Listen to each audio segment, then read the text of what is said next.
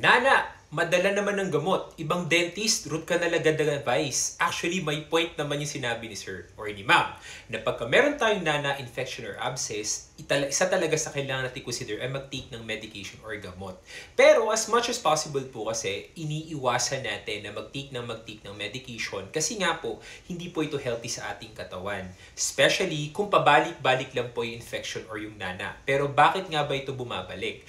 Kung yung ngipin po kasi natin ay nagkaroon na ng malaking sira at yung sira na yun ay umabot sa pinaka-nerve or yung nagsusupply ng dugo sa ating ngipin, tendency po is hindi na po ito kaya ng pasta lang. Dalawa na po ang kailangan nating piliin na option pag nagkaroon na po tayo ng nana or infection. Una is yung pinakamura, which is bunot ng ngipin. Second is root canal treatment.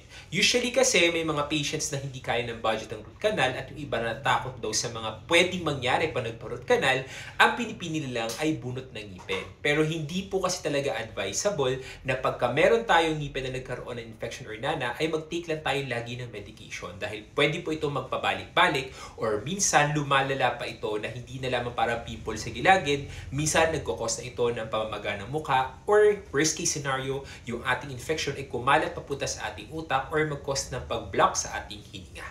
Okay po?